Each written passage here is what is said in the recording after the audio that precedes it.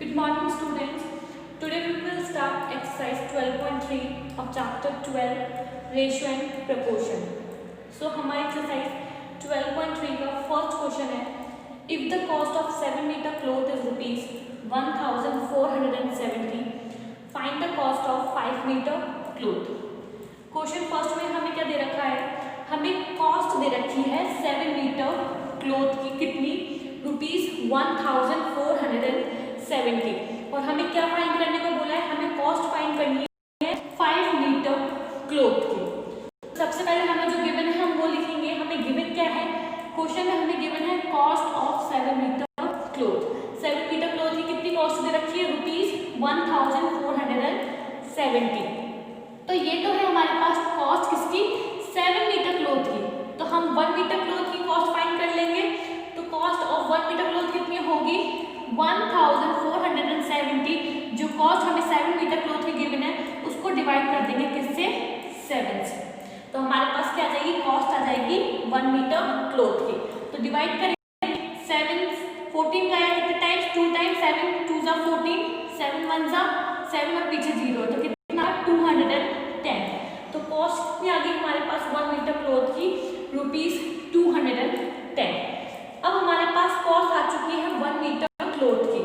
तो हमें बोला है क्वेश्चन में कि हमें 5 मीटर क्लोथ की कॉस्ट बतानी है। तो जो हमारे पास कॉस्ट आई है 1 मीटर क्लोथ की उसको हम 5 से इंटू कर देंगे।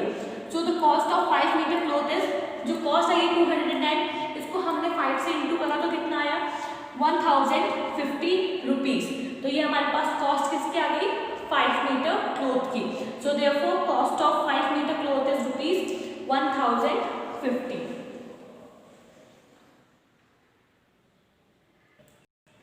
Now let's come to the question number second. Ekta earns ₹3000 in 10 days. So how much will she earn in 30 days? Question second में हमें क्या given है, एकता 3000 रुपए कमाती है कितने 10 दिन में। तो हमें बताना है कि वो 30 दिन में 30 डेज में कितना अर्न करेगी। तो देखो क्या गिवन है, एकता 10 दिन में कितना कमा रही है ₹3000। So money earn by Ekta in 10 days ₹3000। तो हम पता लगाएंगे कि वो एक दिन में कितना कमाती है।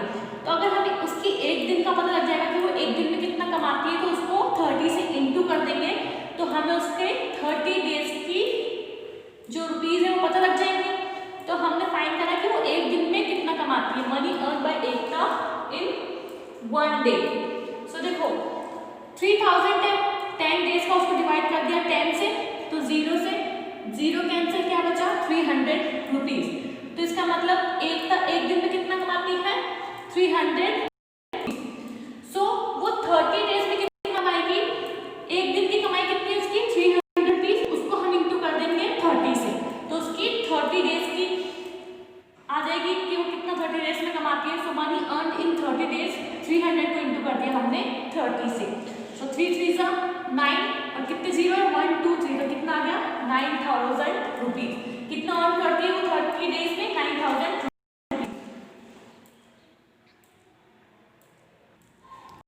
Question third, if it has rained 276 millimeter in last 3 days, how many centimeter of rain will fall in 1 full week 7 days?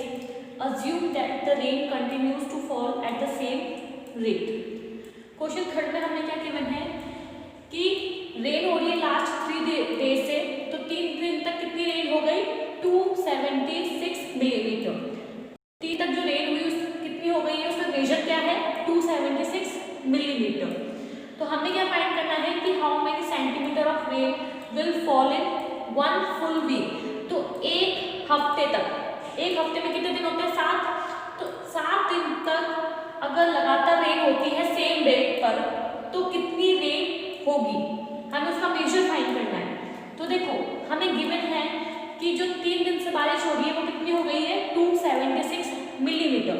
तो हम ये फाइंड कर सकते हैं कि एक दिन कितनी बारिश हुई होगी।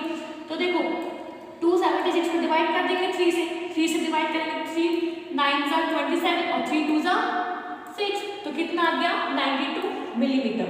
मतलब एक दिन में कितनी बारिश 92 millimetre.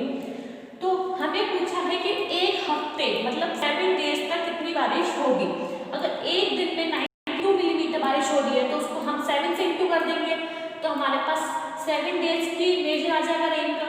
So the measure of rain in 1 week means 7 days. एक दिन में कितनी हो रही है 92 मिलीमीटर, उसको हमने इंटू कर दिया 7 से। हमको पूरे हफ्ते की जाननी है तो 92 को हमने इंटू कर दिया 7 से, तो कितना आया 644 मिलीमीटर। तो ये जो हमारी रेन होगी किसका, ये कितने में होगी, एक हफ्ते में कितनी रेन हो जाएगी 644 मिलीमीटर। क्वेश्चन में हमसे पूछा है कि how many centimetre of rain, किसने पूछा है, सेंटीमीटर में पूछा है। हमारे पास जो रेन का मेजर आ रहा है एक हफ्ते का वो मिलीमीटर में आ रहा है, तो इसको हम सेंटीमीटर में कन्वर्ट करेंगे। सो देखो 1 centimetre is equals to 10 millimetre.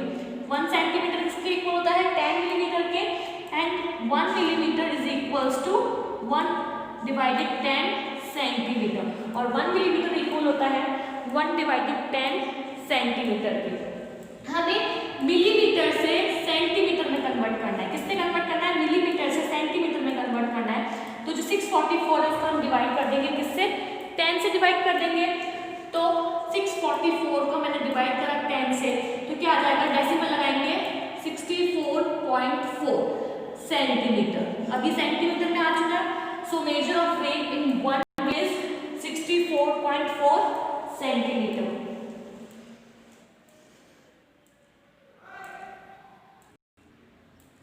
Question 4, cost of 5 kg of wheat is ₹91.50। हमें क्वेश्चन 4 की कॉस्ट दे रखी है 5 kg wheat की कितनी 91.50 रुपीज। तो हमें फर्स्ट ए में क्या फाइंड करना है, what will be the cost of 8 kg of wheat। A part में हमें फाइंड करना है कि 8 kg wheat की कॉस्ट कितनी होगी। अगर हमें कॉस्ट दे रखी है 5 kg wheat की जो कि है ₹91.50, और बी में हमसे क्या पूछा है, what quantity of wheat can be purchase in ₹183, और बी में हमें बताना है कि हम ₹183 में कितनी क्वांटिटी wheat परचेज कर सकते हैं। मीन्स हमें केजी में बताना है कि कितना केजी हम wheat परचेज कर सकते हैं ₹183 में। तो फर्स्ट देखो हमें क्या दे रखा है, कॉस्ट दे रखी है 5 kg wheat की। ए में क्या फाइंड करने को बोला है, कॉस्ट ऑफ 8 kg wheat।